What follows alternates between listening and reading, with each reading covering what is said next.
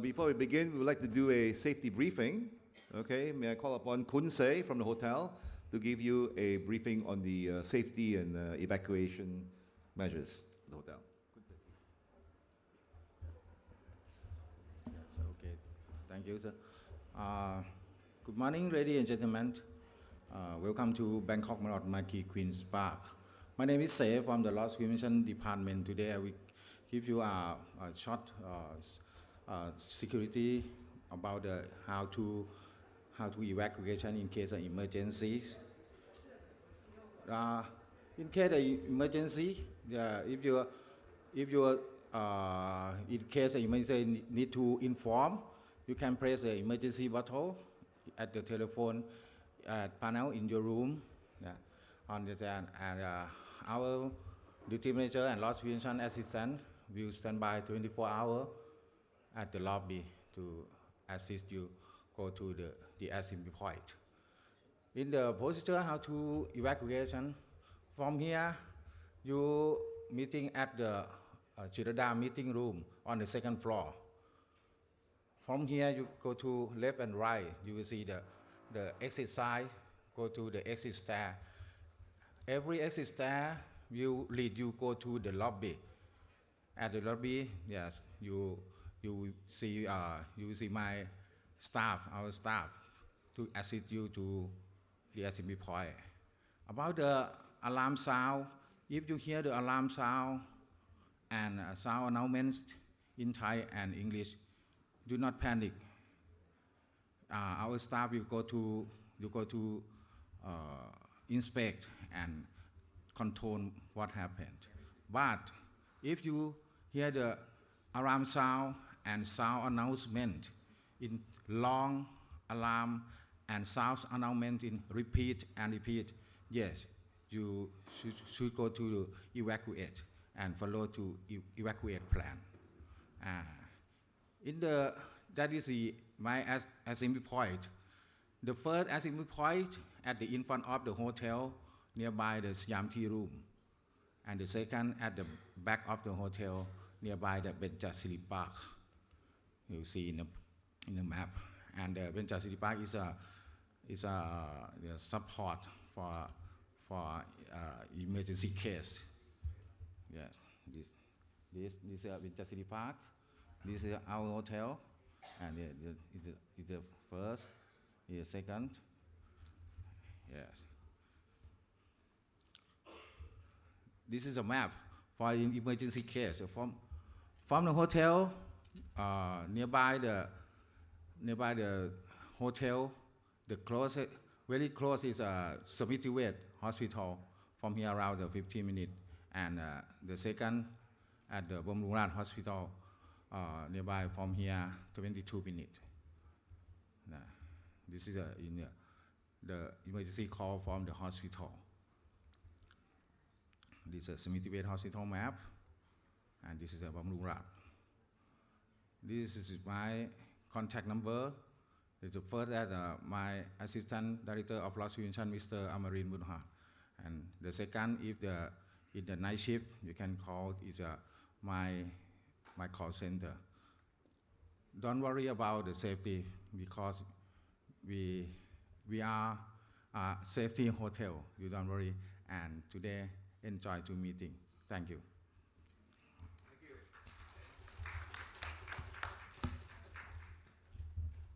I hope you can hear me clearly. So now we all have assurance over the emergency procedure. I think we can proceed with the assurance cluster. So welcome, everyone in this room. We're here to talk all things assurance with the RSPO. My name is Liz Clark. I am the Global Palm Oil Lead for WWF. And we've got 4 great panelists alongside me. So I have Agus Pornomo from Golden Agri Resources, and Agus and myself are the RSPO board links on assurance. And we have Dr. Marcus Colchester from the Forest Peoples Programme, who is the social NGO sector, but also represents in groups such as the Biodiversity and High Conservation Value Working Group. We have Emily Kuhnen from Nestle, new to assurance and representing the manufacturing sector, And we've got Paul Wolverkamp from both ends, the social NGO sector, substantive on the board, and also long-term fan of assurance. So, assurance. So really, when we talk about assurance, what we're talking about, we're talking here about essentially quality in the implementation of the RSPO standards. So that's the principles and criteria, and also the supply chain certification standard, and also the RSPO processes that come with that. And really, that is fundamental to underpinning RSPO's credibility. So it's an issue that we must take incredibly seriously. And back in 2015, there was a resolution passed around improving the RSPO assurance mechanisms and oversight. And as a result of that, an assurance task force was compiled to look at a very large number of issues relating to assurance. And we're going to delve into that a little bit today. I must, of course, also acknowledge that, and some of you will probably have a copy of this, that our friends at EIA and Grassroots have also published a report today, which is a follow-up to Who Watches the Watchman, which in 2015 is what instigated really the energy behind the resolution to have an assurance task force. And yesterday, they've published a follow-up to really do a check and a review on where we're going with that, where we're going wrong. And if you've got a copy, I encourage you to read it. And the panelists today will also be referring to this as well and commenting on it.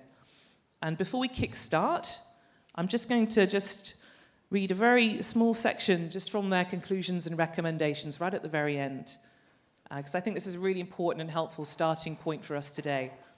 It says that the new P&C 2018 are considered a significant improvement over the previous version. Yet, they can only attain their full potential if they can be audited and upheld in a thorough, comprehensive, and competent way. And really, that's what this session is about. That's what we're here to talk about. And the way we're going to do it is as follows. We're going to have a few thoughts from each of the speakers in turn, a few follow-up questions, and then it will be over to you on the floor to ask your questions.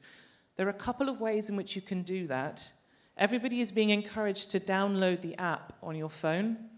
I personally have struggled to download that app. I think many of you might be having a similar problem, but I will see the questions when they come in here and you can post them through that forum. But what I will also encourage you to do is write questions on a piece of paper and wave it in the air. And I understand that we'll be provided with a couple of individuals to help bring the questions up to the front. And if no one is getting that piece of paper off you with the question, come up yourself and put it on the side. And we'll try to get through any questions that come through. We want to be as inclusive as possible in this. Okay, so without further ado, I think our first speaker, 5 minutes, is going to be Paul, who was previously chairing the Assurance Task Force, to hear some of his reflections and an explanation as well on the architecture of assurance in the RSPO. Thank you, Liz. And perhaps some slides may appear on the screen, but meanwhile, I will just kickstart. So, Liz, as you rightly indicated,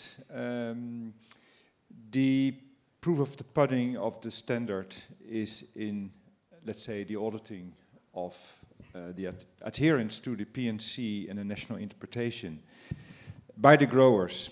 And so that is composed of a number of ingredients. So we have the certifying bodies and we have the assessors looking into the realities of adherence to the P&C on the ground.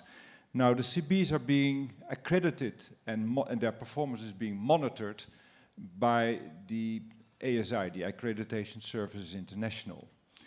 The assessors looking to the high conservation value realities being, well, the qualifications and their performance being monitored and scrutinized, but also capacitated through the HCVRN resources network. A new reality, of course, with the new P&C is that we will have integrated high conservation stock and high HCV assessments combined. So that will be a collaboration between the HCVRN and the high carbon stock approach. Now, obviously, the HCVRN works through a assessor licensing scheme. So that is a framework which is incredibly important. Now, bringing us to the resolution Liz just referred to, which was endorsed by the General Assembly in 2015.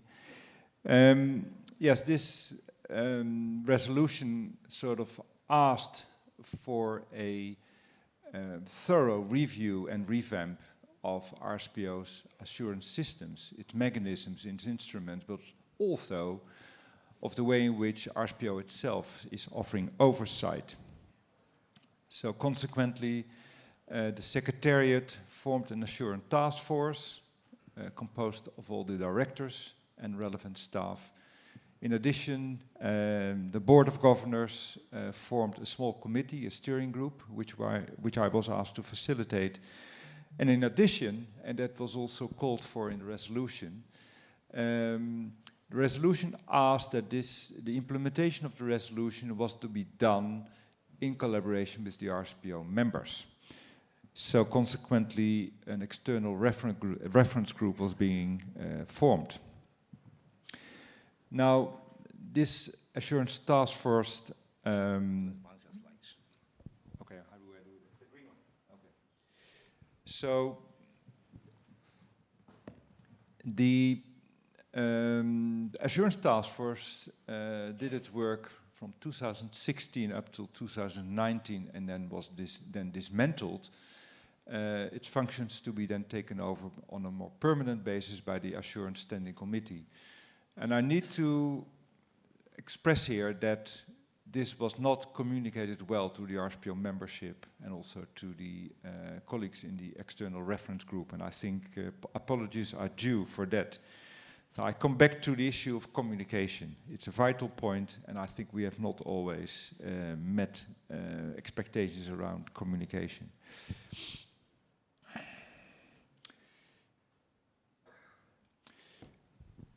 Okay, well, over the last few days also, reflecting on the past 4 years, I think it's fair to say that there are a number of hard truths which the RSPO has been struggling with when it comes to implementation of this resolution and assurance in general.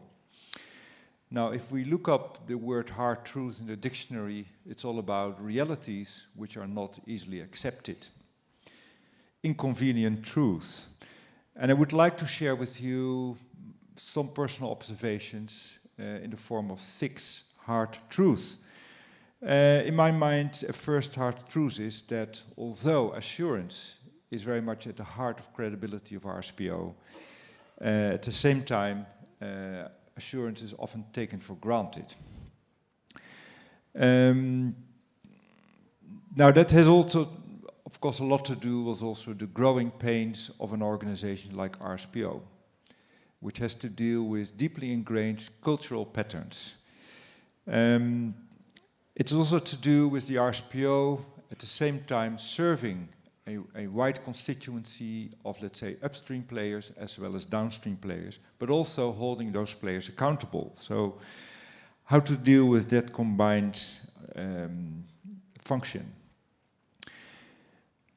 Another hard truth is, and let me speak my mind here, is that upstream players, the growers, their core KPIs revolve around cutting costs and being able to maximize yields in order to stay in business.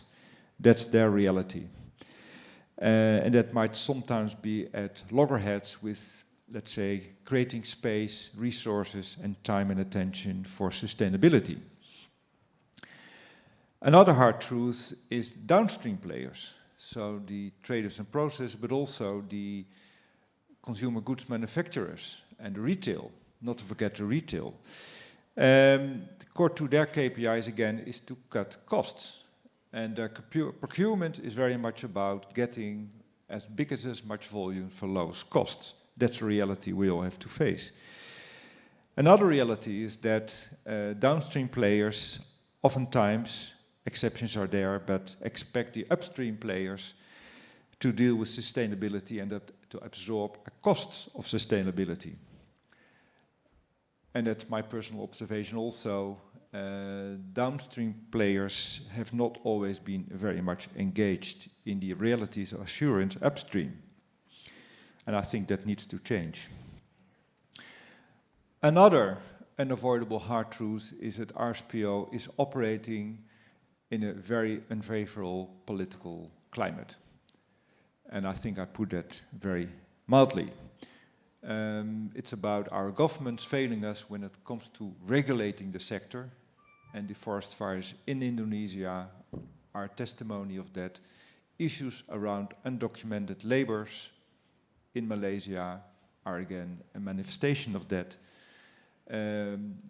Consumer country governments not being willing to regulate imports of palm oil in a sense that it favors sustainability is another reality.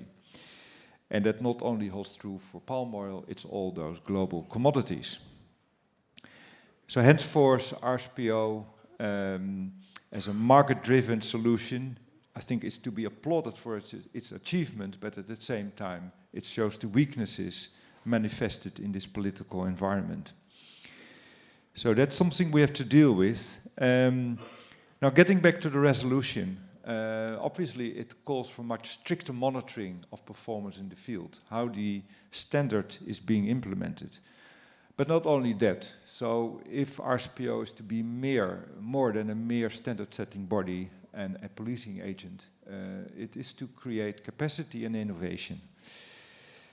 For me, that is a key benchmark. Are we really innovative? And that's the only way to sort of make a jump forwards and get assurance in place. So that obviously involves also the performance and the capacity of the certifying bodies, the assessors, and obviously also how growers can be involved and benefit from innovation.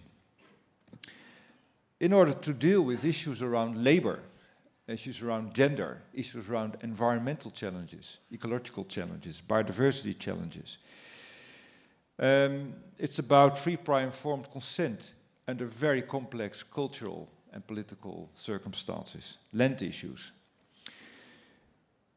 There's another hard truth, and I would like to really state this very firmly. The whole assumption around certification is that audits are performed in a context where local stakeholders can speak out freely, local communities, laborers, that they can speak freely and signal issues around violations of environmental codes, issues around labor, issues about land, issues about gender. But the reality is that local stakeholders are most of the time not informed. They don't know about RSPO, they don't know about the kind of obligations companies have.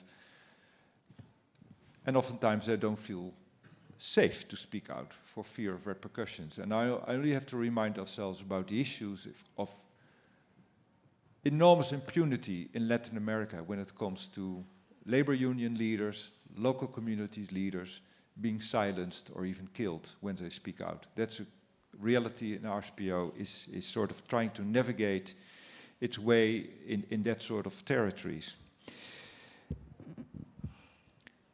Now, the theme of this conference is about shared responsibility, and I would argue credibility and assurance is all about shared responsibility.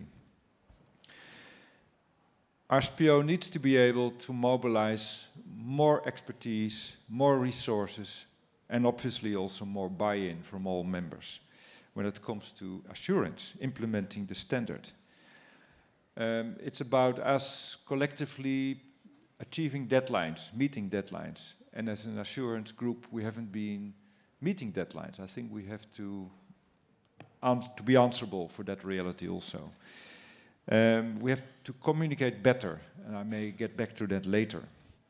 And again, we need a stronger buy-in of all sectors, not only the upstream growers, but also the downstream partners. I think it's quite obvious to me that when it comes to cost and efforts of certification, also downstream buyers have to sort of contribute. We have also to appeal to the financial sectors to invest more in realities of certification and assurance. And I come to an end. Yes, again, RSPO is to be a platform of innovation. And in that platform, we have to assure there's also the voice of local stakeholders present. Thank you very much.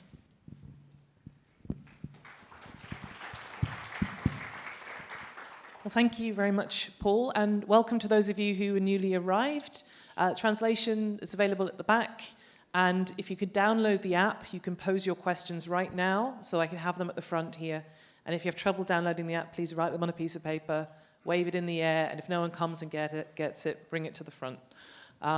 Okay, so some hard truths there from Paul, and some really helpful reflections on the way assurance has been tackled thus far. I'm also going to pass on now to Dr. Colchester, Marcus, who I know has a couple of slides as well. So if we could please queue up the next slides, please, people at the back. Marcus has obviously been involved in the Assurance Task Force as well. I think since its inception, Marcus, I think is right. So Marcus is also going to provide some reflections on how that process has been and how it could be better and where we move on from here. So over to you, Marcus. Okay, so thank you very much. I'm really grateful for this opportunity and good morning. The key message that I've got for this group is that shared responsibility must be about quality and not just about quantity of palm oil.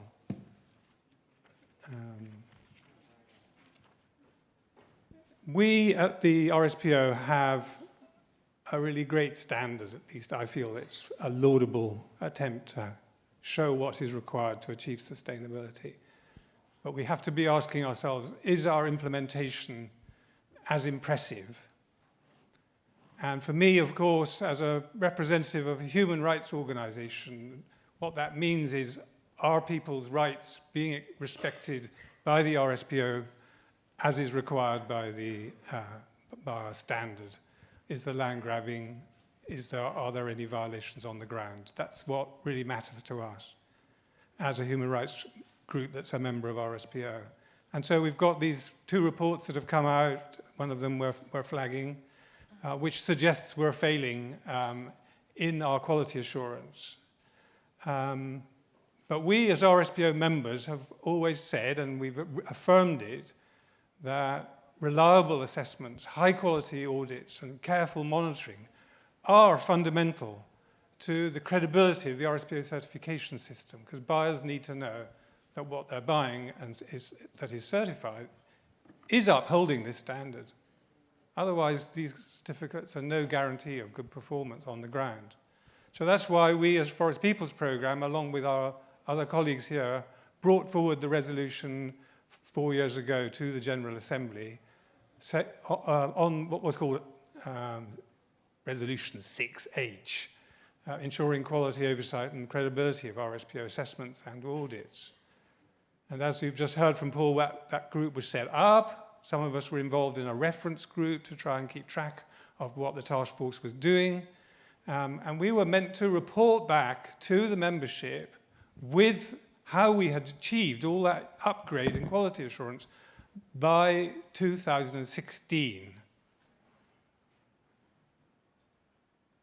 So how did we do? Well, we did make some progress. For example, ASI instituted changes to manage and control audits. There were some improvements in the quality assurance, such as additional guidance on how to carry out free, prior, informed consent by the time of new planting procedures and how that should be checked by certification bodies. There was training of certification bodies on some of these issues.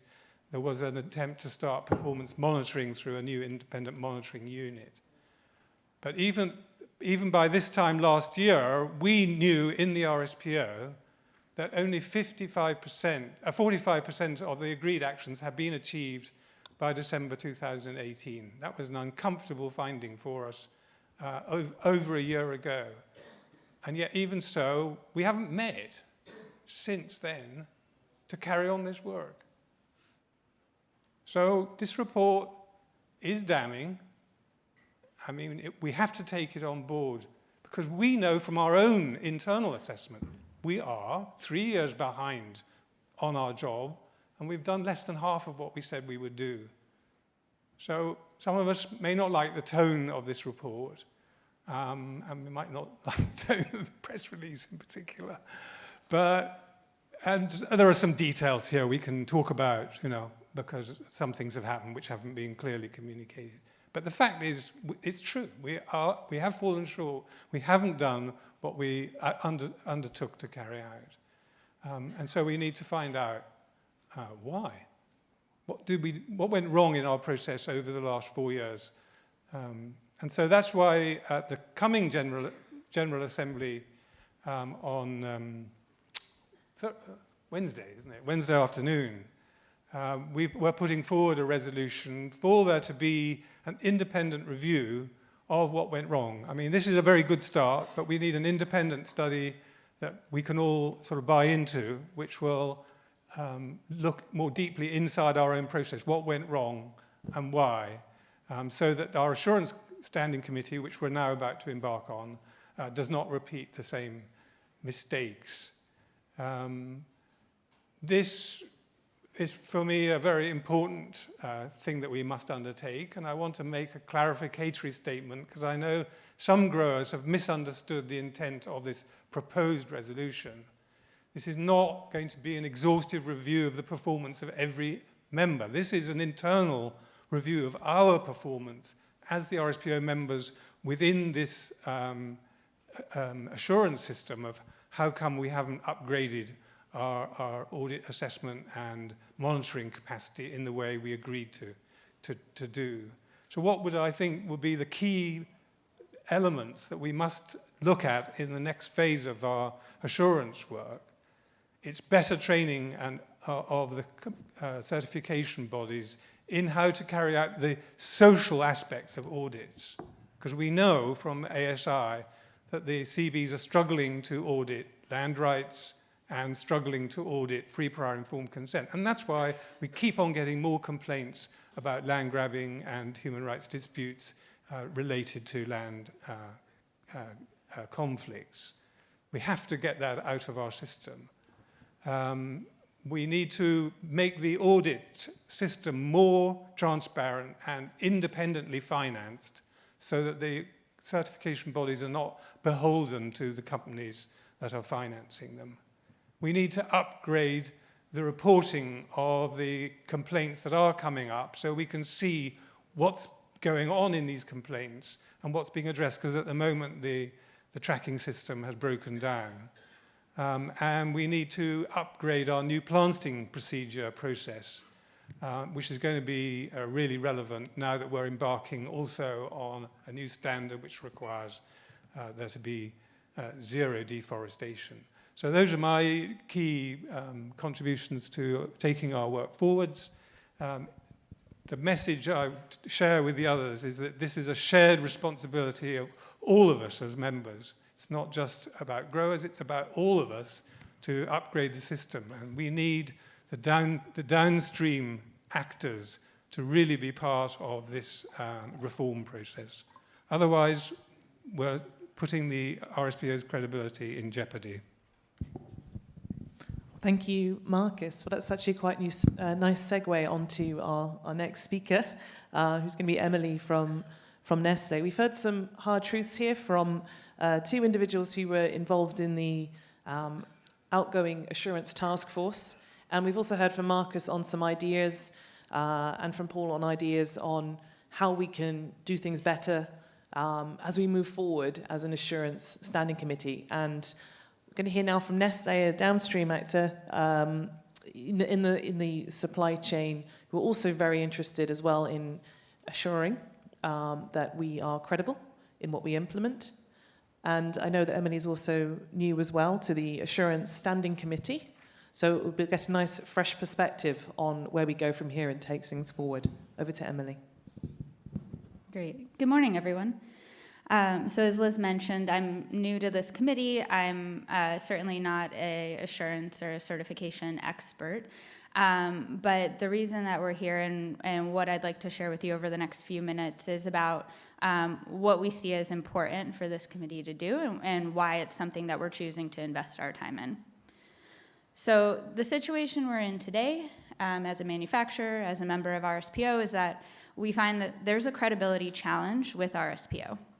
And that challenge boils down to the assurance systems. For years, we've seen that the market is demanding improved standards, improved assurances. Last year, we got that improved standard with the new PNC. And so it's time that we really urgently dive into those assurance systems. As a manufacturer, as a brand, we're consumer facing. And so we hear a lot from consumers about their perceptions of palm oil, their expectations about sustainability. They're very clued into these issues. They're very aware of what's going on. And what they want is ultimately to know that the palm oil and the products that they buy, that we know where it comes from, we know how it's produced, we know that it respects people and the planet. And so also as a company, we know that no certification system is perfect, nor will it ever be perfect. But it's a tool that we use in combination with other tools to have a holistic sustainability program. Trying to think how to phrase this here.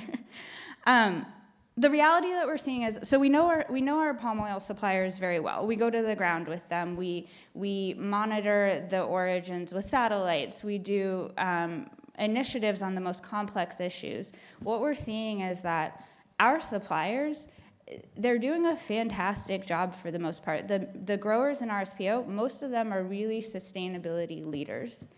Even when we look across other ingredients that we buy, some of the highest, the greatest leadership, the greatest innovation is coming in the palm oil sector when it comes to sustainability. And what we need the RSPO certification to be is an acknowledgement of that performance and of that leadership. The reality is that there are egregious labor and environmental challenges that come through and still end up in certified supply chains. And that's what we really need to prioritize addressing, because that tarnishes the reputation of those high-performing sustainability companies and of the certification itself. So, and I think it's important also, there's been a lot of talk, so this is my second RT. Last year there was a lot of talk about the RSPO theory of change.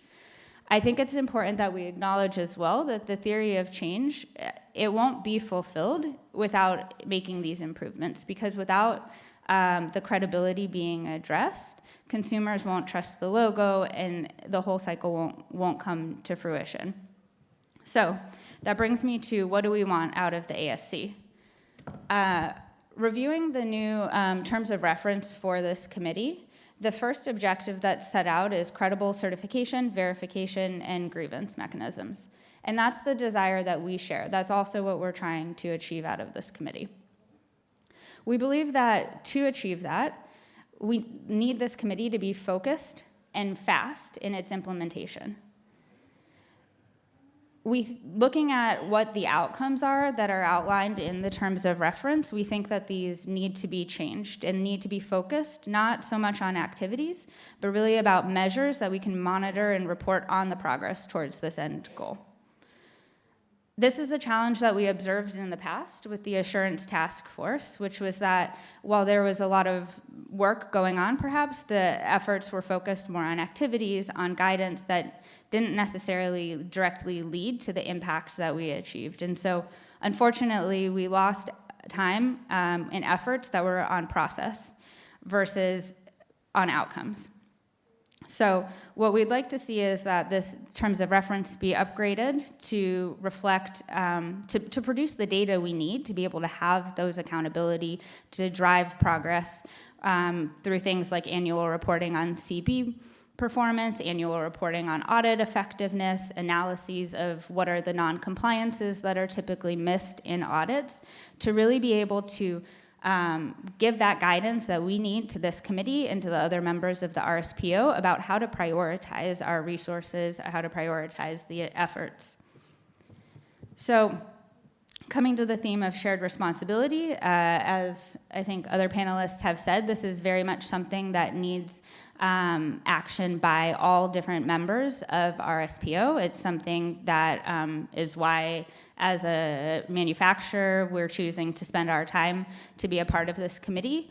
And I am hopeful that this change can happen, because when I look around, there's expert partners for the committee who are providing really useful insights and guidance on what can be improved. There's a lot of lessons that we can learn from other certification schemes where they've overcome some of these challenges. And I see that among the membership, there is a lot of commitment to make these changes happen. Thank you very much, Emily. And we're going to hear from one final panelist. Just before I hand over to Pak Agus, can I just check, has anybody submitted a question with the app yet? Can you raise your hand if you've submitted a question on the app? So we have had a question. Okay, I've got one question on my screen here. So we're going to be handing over for questions very shortly. Please do electronically start handing in your questions, or writing them on pieces of paper if necessary.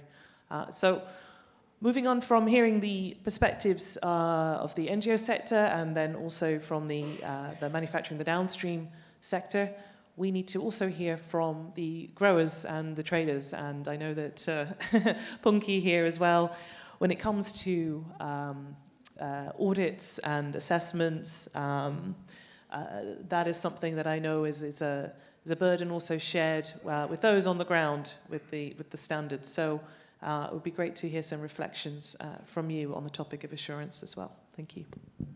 Thank you, Liz. Good morning, everybody. I'm in agreement with many key statements that have been said before. Like the new PNC is a significant improvement if we can just implement them. And that's what the growers in Indonesia, in Malaysia, in Thailand, in other parts of the world are all committed to implement. The problem is that with all the efforts that we try to do, which obviously it will take resources, it becomes a waste if people don't believe us. If people keep on questioning, if people keep on challenging whether we are being honest with our implementation. So we do need to have a system that can provide assurance, to have an audit that people believe. Because the auditors actually gone through a lot of vetting process, trainings and whatnot, and so we paid them to check us. The problem is when the audit result came out and people still don't believe them. And so what are we supposed to do as growers? So we do need a system that is believable, a system that will not only improve the credibility, but also can bring some more innovations, just like what some of you here in the panel mentioned. There are many ways of doing what we would like to do on peatland, on enrichment of biodiversity, on social development, strengthening social assets, and whatnot. Some of them are expensive, some of them are less expensive. And I think the assurance system can give us some opportunity to be innovative, to learn how to get the same results with the less resources. Because at the end of the day, when the price have been low for 4 years, the growers, wherever they are, will have to opt it for the most cost-effective solution. So the assurance will provide us with some better ways and cheaper ways of achieving the same result. There are already some examples where a grower is having a partnership with the end buyer. In a case of the company that I'm working for, we are working with a cosmetic company to rehabilitate a burned peatland conservation area in 2015. And we engage a professional carbon market specialist, also community development specialist, to ensure that what we are doing is not a collusion of two companies for greenwashing, but it's something that is real, that the figures can be verified. Those examples are not the only one. There are many small examples of partnerships that, at the end, will increase the credibility and the assurance system. I think we need to facilitate more of this partnership between the upstream, downstream, and the midstream, so that those innovation and partnerships can increase the level of assurances. One small item that I would like to mention, one of the partnership that we often still in need of having is a partnership with the NGO who facilitated the submissions of complaints and grievances. Many growers have often been complained to the complaint panel or directly to the companies and facilitated by the NGOs. Most of us are trying to solve the problems. Many of the problems have been solved, but then when it was solved, we couldn't get recognition that it was solved. And so it's not surprising that in a report that EIA just issued, for example, there were identifications on one of the examples that 5 cases have not been resolved. We were caught by surprise because those 5 cases are already resolved, facilitated by the other NGOs and reported to the RSPO. So there is an element of communications and maintaining partnerships. If the social NGOs or environmental NGOs have problems that merit a complaint, then please stay with us until the end. And when it's closed, please be kind and generous to also acknowledge that the case is closed. Otherwise, we are always at the position that have to deliver assurance that nobody will believe. And that is not productive. We need to have a good, productive collaborations. Growers are ready, and we have been receiving all kinds of complaints and try to work on it, but let's work together to solve and close it once and for all. At the end of the day, whether RSPO will be successful or not cannot be only relied on efforts of the growers. It has to be a shared responsibility of everybody, downstream, the consumer goods, the NGOs, environment and socials, and of course, the grower we have to keep up. Thank you.